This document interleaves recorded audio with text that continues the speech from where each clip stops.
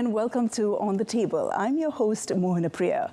With the all-new RTM ASEAN block, we are broadcasting on RTM Click and MyTV's Berita RTM channel, which is also live streaming on YouTube.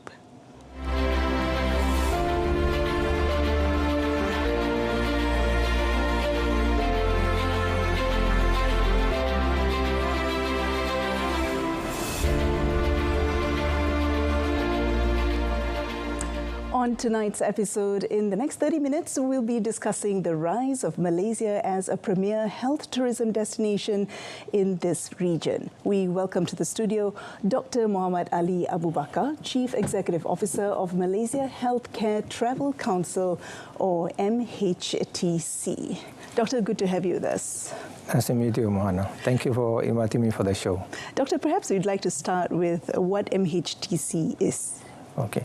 MHTC actually stands for Malaysian Healthcare Travel Council. It's actually a company limited by guarantee. It's under Ministry of Health Malaysia. Okay. So the company actually is managed by two chairmen. One of them is Datuk Seri Yang Berhormat Datuk Seri Zulkifli, who's a Minister of Health, and second co-chaired by YB Rafizi. Okay. Now, Doctor, in your recent interview with Bernama, you mentioned that the revenue generated from medical or health tourism in this country is over 2.25 billion ringgit as of 2023. Now, this amount exceeded not only the initial target, but it also aligns with the healthcare travel industry blueprint 2021 to 2025, and the target was 2 billion ringgit. So it's actually gone past it. Yes, you're right. Right? So what are the key factors that have contributed to this growth? Okay, just to add on the numbers, the 2.25 billion actually exceeds 35% of what we did in 2019, pre-pandemic. So compared to 2022, the numbers were close to around 75%. Yeah. So it's a very significant jump. Yes. So one of the reasons why Malaysia is able to attract these kind of numbers of health tourists coming from all over the world, the reason being because of the formation of Malaysian Healthcare Travel Council, the fact the company have been decided to be designed as the company working together with all the service providers in Malaysia to bring forth health tourists to Malaysia. Right? So what we have done, so we work very closely with our partners. MSCC on its own wouldn't be able to do it with our partners. So all the services are provided by the hospitals, private hospitals in Malaysia. So we have all the hospitals working together with us, identifying the target markets that we want to go, right? And see whether what kind of product and services which these consumers like, right? And we have certain programs that we particularly specialize in. For example, we are very good in a program in an expo called Malaysian Health Expo. So in this expo, what we do, we work together with the hospitals, private hospitals, bring them over to this expo, meet the consumers, and share with them the services that we have in Malaysia in terms of healthcare. At the same time, during that expo, we also sell the products. Right. Now, Doctor, I'm looking at MHTC's data on healthcare travelers, the numbers, right? Now, Malaysia was already on a fantastic trajectory until COVID hit. So then there's a dip because I think 2020, 2021, there was a dip and the numbers picked up again quite fast in 2023. So what would you attribute that really fast growth to? Actually, even though COVID happened, right? Yeah. During this time, there are still people who want to come to Malaysia for healthcare. The reason being because quite a number of them have been a patient here, and they have to continue, and some new ones come. So one thing good in Malaysia, the government helps us a lot. So we work very closely with the government and also with the private healthcare service providers to ensure that during these COVID times, there are certain COVID passports where people actually come and we facilitate that. I see. So that carried on? That carried on. Okay. Because we can't completely stop. The reason being because as a patient, patient has a demand, has a need. So this patient needs treatment. So they come to Malaysia. So what happened after COVID? So what happened after COVID is this pent-up demand. These patients who have not been able to come, those who are supposed, most of them are elective. These are cases can be sort of not to be done immediately. It will take some time. So these patients came by flocks. So by the time all the governments allow the patient to travel, a lot of them came about. Okay, and so there was a surge. There's a surge actually because of the pent-up demand. Right. And the pent-up demand continues from 2022. If you realize 2022, later part of 2022, first quarter of 2023, a lot of them, all the COVID restriction was removed. Yes. So a lot of them came about. Right, right. Now, Doctor, can you provide an overview of the major private healthcare facilities and hospitals in Malaysia that actually cater to these medical tourists? Okay, thank you very much. As I said, whatever success we have is because of the hard work and because of the amazing private healthcare that we have in Malaysia. Right. Ranging from the doctors, the facilities, the services they provide, the high quality of infrastructure they have. And one thing in Malaysia, the medical outcomes, which is fairly consistent across all the regions in Malaysia. Right? So Malaysian hospitality, we smile, so a lot of people come. So in terms of private healthcare facilities in Malaysia, there's more than 200 of them. But not all of them are actually part of MHTC members. Out of them, there's 90. So the way MHTC works is we invite hospitals or facilities which we see there's a very high, firstly, they must have a comprehensive amount of services that can cater for health tourists. Right. Number two, they must be internationally accredited. Number three, they must have a certain number of certain percentage of health travel revenue. So based on these, we categorize them. Okay. 22 of the members are elite. Elite means these are the premier hospitals, which we actually showcase to the world as the hospitals that you can come. What qualifies a hospital to be an elite? So elite actually, it's a very thorough process. It's not only done by MHTC. We work together with the government arm. We work with Association of Private Hospital Malaysia. Right. We work with Malaysian Medical Council, Medical Dental Council. So we work with also CCAPs to identify a few things. Number one, they must be a hospital who are licensed. Okay. They don't have any compliant issues. Right. They must be internationally accredited. It means that they are international accreditation, for example, like JCI or even local, Malaysian Society of Quality in Health, have reviewed their processes, have reviewed the infra, and say they are very good. Okay. So what makes these hospitals so attractive in Malaysia compared to hospitals, say, in Singapore or Thailand? What is it that draws the medical tourists here? I think a lot of people don't realize that the quality of care in Malaysia is amazing. I'm a doctor, right? So I'm still a doctor. I'm still practice once in a while. So you see, in doctors in Malaysia, for us to earn the status of able to practice in Malaysia, we go through a lot of training. Yeah. Right? A doctor in Malaysia to become a specialist takes anything between 18 to 22 years, right? So we are very highly trained, and a lot of people didn't know that in this region, our doctors are some of the best in the world, in the region, even the world, and the centers per se, right? Okay. And this attracts people. And we are able to do surgeries which a lot of people in other countries have not done. And this is what we are showcasing. That's why people like to come here. We are very good in cardiology. Right. I was going to ask you, which areas of medicine are we? We are very good in cardiology, from normal, they call it PCI, I mean the stenting, stenting, coronary artery bypass surgery. We do some of the latest treatments in cardiology in Malaysia. Some of the best doctors, some centers are here. We are very good in oncology. Because we have clinical research in Malaysia, we are able to introduce drugs very early in the game. Right. So we get access to very innovative drugs and the protocols, how to utilize these drugs. We are doing a lot in orthopedics. Some of the orthopedic here, we are doing using robotic devices for orthopedic, for knee, for spine, and so on. Okay. Right? We are very good in surgery. We are very good in gastro. Does that mean in some areas of medicine we are leading? We are leading. Sorry, I need to add also IVF. Okay. For fertility treatment, we are one of the best in the world. We are some of the best centers are here. Oh, some of the doctors are pioneers in a lot of things what they're doing, which a lot of people are copying. So very good in this here. So those are the unique selling points. Yes. Now, aside from these areas, so are there certain levels that the tourists come for? I mean, medical tourists, you did mention that some of them are here for elective treatments.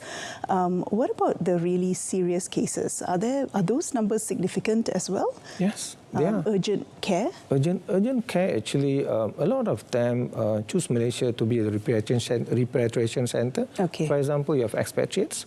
So there are a lot of expatriates who are working in China, for example, Indonesia and Cambodia. Okay. If you look at the numbers, because we detect the numbers by the passport holders, right? So sometimes when we deep dive, we realize that a lot of them who are coming, for example, for United Kingdom, they actually expatriates from Cambodia, right? I see. So they are coming and for they this. Travel to Malaysia they travel to Malaysia for treatment. So because Malaysia's a name in terms of the provider of superior, excellent healthcare is very well known in this region. So people come here. Okay. So when it comes to urgent cases, quite a number of them are repatriated back to Malaysia. Okay. Now, what are the average costs that we can look at, which patients undergo here compared to other areas in the region? I'm not sure the hospital is going to be very happy about it, but if I can be very honest, our prices are very reasonable, right? Even though people talk about medical inflation per se, but if you have to compare Malaysian pricing, for example, to Thailand, we are around 18% to around 30% cheaper on most of the procedures. Even compared to Thailand? Even compared to Thailand. Even with the recent price hikes everywhere? Even with the price hike happened, but then again, if you look at overall, right, if you look for most of the procedures, the price is, I think, maybe some of the procedures were 12%, but on the average around 18 to 20%, 18 to 30% actually. Okay. But when it comes to Singapore, when it comes to Singapore, we are very, very cheap. Okay. Right? So there's no comparison. There's no comparison in Singapore. Okay. In fact, a lot of them are coming over from Singapore here for treatment. So, doctor, can you share some demographic data, maybe some rough demographic data on patients who come over to Malaysia for medical tourism? Age groups, maybe nationalities, medical needs? What are the highest medical needs that they're coming here for? Okay. Maybe I start off with the demographics. Sure. A vast number of patients who come here, a large number of them who come here, in the region of between 50 to 60 years old. Okay. They make around 30% of the cases. Okay. Right? And the rest is a very, very narrow normal distribution. So the peaks are actually very wide. Okay. Right? So 50 to 60 is the peak? 50 to 60 is the peak. The rest around 5%, 2%, 3% across ages. And a lot of the patients, around 64%, come from Indonesia. Okay. Right? Second leading country is China. But China, we are seeing, especially for this half of the year, for the first quarter of the year, we have a three times increase in terms of infertility treatment cases coming to Malaysia. Okay. Right? Then subsequently, we have quite a large, not many, but significant number as well coming from India, coming from Singapore. And recently, we are having a lot from Timor-Leste, right? A lot of them from Timor-Leste, they're coming here for treatment. They realize that Malaysia have this kind of very superior kind of healthcare. So a lot of them come here as a first choice, right? And we're also seeing quite a number coming from Bangladesh as well. So Bangladesh is our market as well, our focus market as well. Right? Okay, on that note, hold that thought, Doctor. We'll be right back in a short while. Okay. Now, we will be coming back to you in just a short while after these messages. Stay with us. Okay.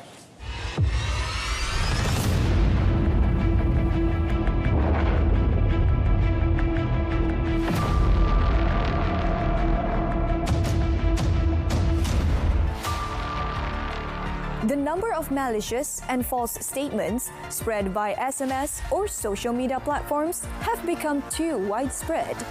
The public is advised to be careful and not fall for such ploys and sharing or forwarding such messages.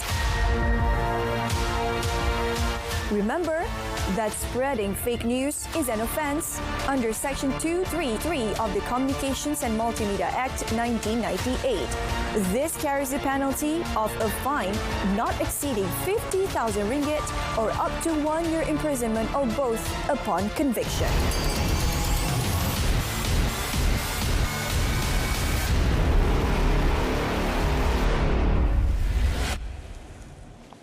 Now we are back with Dr. Ali from the Malaysia Healthcare Tourism Council.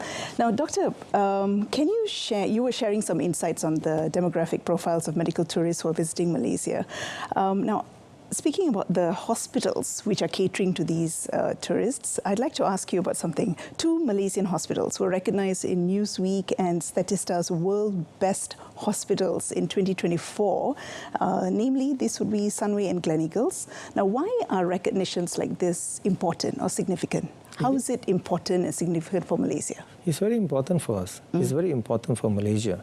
And we are very proud of Sunway and Gleneagles to be able to achieve this, right? So what you have now is a platform where in the world, so we have an independent body actually looking at all the hospitals across the world in the region to identify how good are they compared to each other.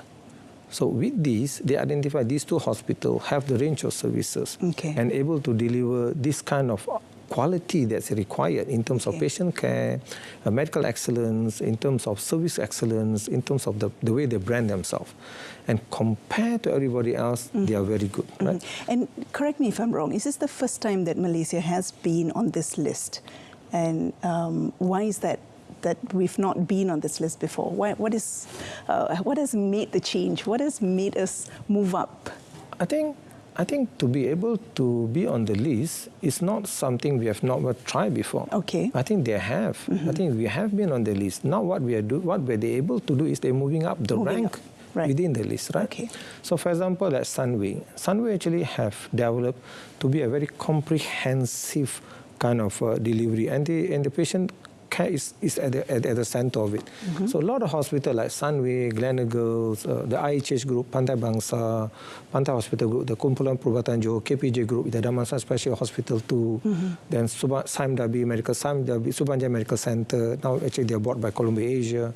So these hospitals continuously improve themselves. And we have a very high number of hospitals up north, island hospitals, in Penang. At Penang Adventist, right?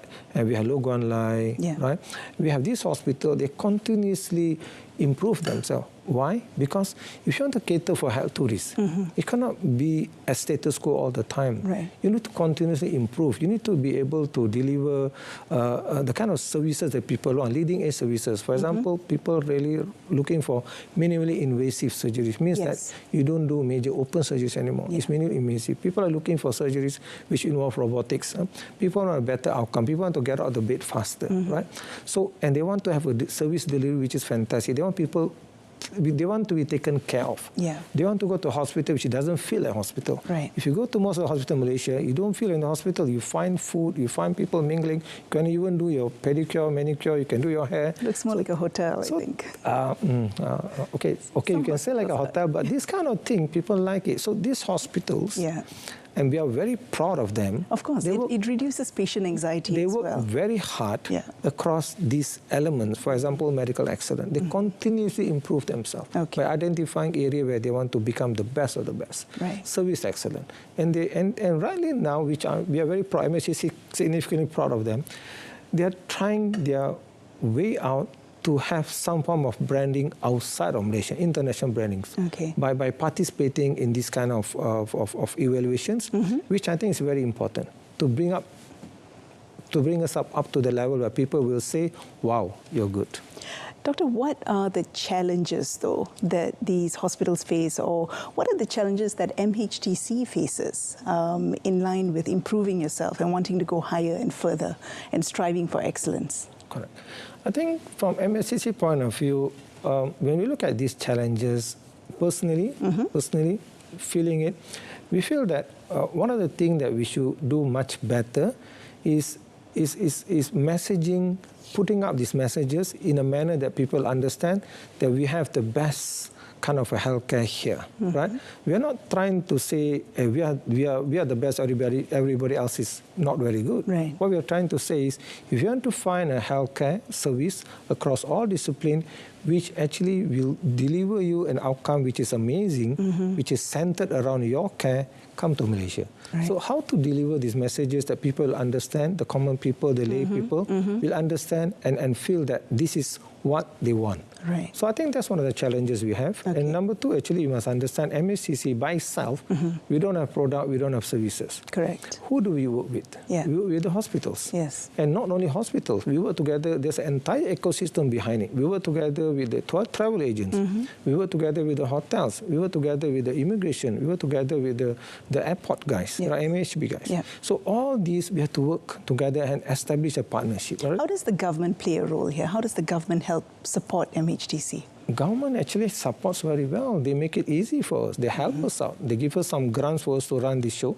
At the same time, for example, immigration, we have an understanding working together with Jabatan Immigration with the support from Ministry of Health to make sure that the people who come from all over people come for healthcare in Malaysia. So we have a service where we have a team picking them up right when they come out from the door of the airplane, all the way through the immigration fast lane, right? All the way to where they want to go. So all this wouldn't be possible if we didn't get government support. And number two, we need to work together with Ministry of Tourism. Right? So at the governmental level, it's very important. And we need to work together with the state. Each state have their own strategy how to help tourism. Recently, we have this amazing support from Selangor. So Selangor Tourism worked together with us and appointed us to make sure that to actually bring all the hospital under their state. And the Menteri Besar, Datuk Yang Amat Berhormat Datuk Seri Amiruddin, came together with us to Surabaya. So we were there with Selangor, and Selangor showcasing their cultural elements, come here, come there. At the same time, all the hospital in Selangor. So people in Surabaya may not know Selangor. They may know Suruhanjaya Medical Center. But in this context, they will know Selangor, they will know Suruhanjaya, they will know Petaling Jaya. At the same time, they will know their hospitals pushing this. So we would like to work together with each state to do this. That's how we want to, those are not really challenges, but that's a kind of support that we want from the government to make sure that this is able to be done more and more. Now, recently the government announced a 30-day visa-free entry for tourists from China and India. How do you think those numbers, the influx of the tourists from these two countries is going to affect the numbers of the medical tourists for this year? I think the way I look at it is a challenge from the government. The government's telling us, and now we are opening up this visa. So see whether this visa correlates very well with the number of tourists. So if you look at the allowing this visa, and after that, you can see the number of tourists from these two countries increase exponentially. But the challenge to MHTC is they are coming here for holiday. Or do they want to come here for treatment? So perhaps they get a sneak peek of what the country is like, right? So this is like a challenge for us. So we are working very closely. In fact, we are going to China soon, right? Certain areas in China, to actually work together with the hospital, do some form of expo we've been doing very well, and try to attract them. Doctor, what are the emerging trends or future growth opportunities that you see in medical tourism, especially in Malaysia? And how is this industry preparing to adapt to the changes in the foreseeable future? I think one of the things we can see in private hospitals in Malaysia, you can see that all the hospitals are talking about setting up a center of excellence. And recently from KPJ, they're thinking of developing 10 areas of excellence. If you look at Sunway, they have multiple areas of excellence. And IHH Group, they're working to that. And Sam Devi Medical Center, they're developing along this line. If you go up north, the hospitals up north, Island, Lamwawi, Glen Eagles Group, all are doing this as well. So what is center of excellence? It's actually basically developing a center which focus on one particular area. For example, women and child. For example, cardiology. For example, one area within oncology. For example, hemato-oncology, right? So you have the entire program area focusing to make sure that the patient are treated pre, during, and post. Everything is centered across that discipline. So multidisciplinary, super specialized kind of a thing. Can you give me an example of this? One example which is easy for people to understand is heart, cardiovascular. You have IGN, one of the premier centers for heart.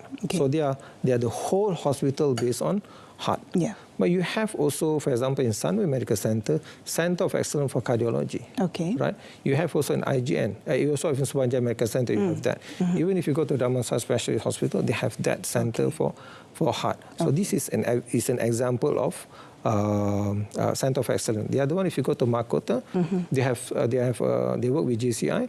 They have a Center for Breast Cancer, Center of Excellence for Breast Cancer, which is accredited, right? So for this, when you go to these kind of areas, if you have a condition regarding this, from So the entire team specialized in those conditions. So you'll be very much relieved to find out that everything which is supposed to be managed will be managed by a multidisciplinary team. This is one of the things which is coming up in Malaysia. Right. Number two, which is I'm very proud to say in Malaysia, we are one of the leading centers for minimally invasive surgery. Some time ago, whenever you want to do surgery, most of the doctors, they actually open a very wide area in your body to remove things. Now we're minimally invasive with just 3 holes. For example, anything to do with the stomach, anything to do with the colon, for example, if you want to remove gallbladder, for example, right? Now even they're able to do for the knee, for example, arthroscopic surgery. And right now, for example, last time, if you want to remove your uterus, ovary and all that, you go through a major process like TAPSO. Right now, you can do minimally invasive surgery to do all those kind of things. It's widely available in Malaysia. Some of the doctors are very, very good. How does it help tourists? They don't have to stay long in the hospital. That's right. You go for... Your recovery period is very shorter. fast. You may have to stay 6 to 7 days. But with these surgeries, you stay very short and you recuperate very well, right? And you can do your touristic activities after that. Yes, and you can travel back. And if there is an element of recovering at home, so you can still do that. You got it right. So these are the things which is emerging. And luckily, our Malaysian doctors, our Malaysian hospitals very quickly embrace it. So we're moving up very fast compared to the peers in the region. Okay. Dr. Ali, I'd like to end with one final question. Now, the budget is coming up. Do you have a wish list for MHTC? And tell me why. Okay, I think one of the things we wish, one of the things we've been doing in the last couple of years, we are trying to identify the best health tourism hospital in Malaysia. What we have done is, from 2022, we have shortlisted 4 hospitals. We call it Flagship Medical Tourism Hospital. Okay. You see, when you go to other countries, you have one name you can associate to one hospital. Each country has one hospital, you can say this is the best, right? In Malaysia, we have many hospitals who are very good. So what we thought was, why don't we actually identify, through a very strict process, very, very thorough process, which hospital is going to be the flagship medical tourism hospital. Right now in Malaysia, there are 4 candidates. Okay. One of them is Samdabi Medical Center. Number 2 actually is Island Hospital from Penang. Number 3 is Mahkota Medical Center. And lastly is actually IGN, Institute Jantung Negara. Okay. So we are going through this process. By next year, through a very thorough process by independent auditor, we can identify who's going to be the best. And you will need an additional budget for this. And the additional budget is if you can expand it more. Okay. So we would like to actually make this program a bit more bigger. We want to identify more. We are going to review more of these hospitals and identify more of them to be the best in Malaysia. So at least when you come to Malaysia, you know these are the hospital, right? The flagship hospital. Dr. Ali, thank you so much for your thoughts, for your insights. We really appreciate you coming into the studio today. Thank you for being so kind to invite me for this. Thank you, sir. And that's about all the time we've got for On the Table this evening. We've been talking to Dr. Muhammad Ali Abu Bakar, the CEO of Malaysia Healthcare Travel Council. A repeat of this episode's broadcast can be viewed again at the same time tomorrow and subsequent days on both RTM Click and MyTV's Berita RTM channel, which is also live streaming on YouTube. Till next Thursday, where we delve on another topic of interest, I'm Mohana Priya signing off. Good night.